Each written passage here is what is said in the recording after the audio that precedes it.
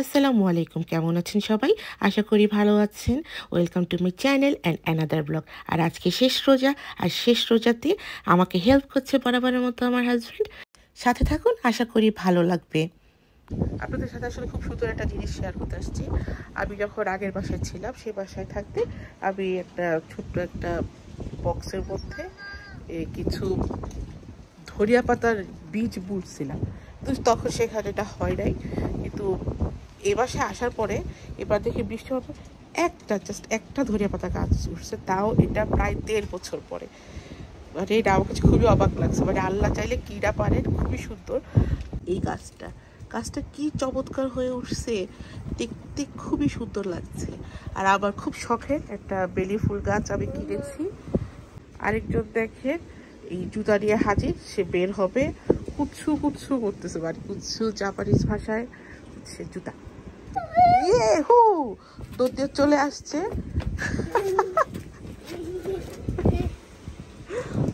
বাইরে কিন্তু অনেক ঠান্ডা, খুবই বাতাস, কিন্তু আমি আসছি এই জন্য তার আসতে হবে। মানে আমি থাকলে তার যত দুষ্টামি।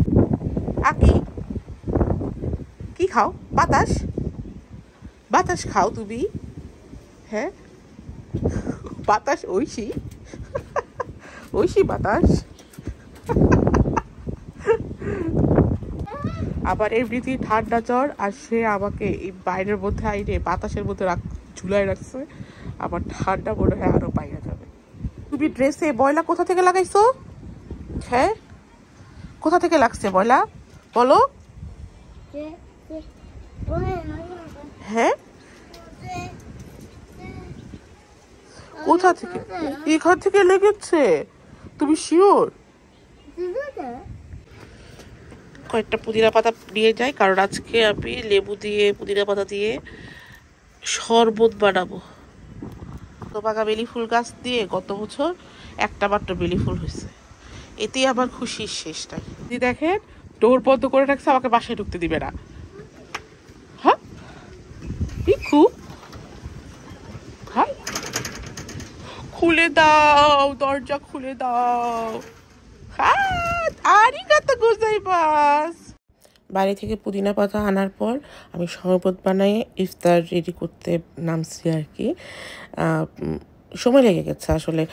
লাস্ট ইফতার ছিল, একটু মানে প্রিপারেশন নিয়ে রেডি করতে করতে অনেকটা সময় চলে গেছে। ইনফ্যাক্ট আমার ইফতার রেডি হয়ে টেবিলে যেতে যেতে আজানও দিয়ে ফেলছে। আমি রোজা ভেঙে তারপরে হচ্ছে নামাজ পড়ে কমপ্লিট করে তারপর আমরা দুজনে একসাথে খেতে বসছি। ভালোই লাগে আসলে একসাথে ইফতার করলে। প্রতিদিন তো একলা ইফতারই করি, এটা তো বললামই। আর আজকে ছিল শেষ রোজা, তো একটু খারাপও লাগছিল যে রোজার মাসটা চলে গেল। আর আকিদ আসছে, আকিদ এসে বলতেছিল যে সে জুস খাবে, তো তাকে দিচ্ছিলাম আর কি। জুস খাচ্ছিল আর বলছিল টক টক, মানে জাপানিজে বলছিল যে সোপ্পাই মামা সোপ্পাই, তাও এটা আবার খাচ্ছিল। আমি তার এই বিষয়টা অনেক এনজয় করছিলাম। তারপর হচ্ছে মুড়ি খাওয়ার পালা। বস মুড়ি বানাচ্ছে ছোলা দিয়ে, মানে আমি তাকে অ্যাসিস্ট করছিলাম যে বস আপনার আর কি লাগবে বলেন, আপনার সেবায় আমি নিয়োজিত। তারপর মুড়ি মাখায় আমরা একসাথে খেলাম। আমার পুচকুটা খায়নি, ও এটা খায় না, পছন্দ করে না। তাকে বারবার ডাকছিলামও, সে আসেনি। পরে অনেকক্ষণ পরে সে আসছে। আমি যখন একটু কফি নিয়ে বসছি তখন সে আমার সাথে এসে আমাকে টাইম দিচ্ছিল, দুষ্টামি করতেছিল অনেক, আমিও ওর সাথে দুষ্টামি করতেছিলাম। এই যে দেখেন, ও আসলে বাসায় একা থাকতে থাকতে এত বোর হয়ে যায়।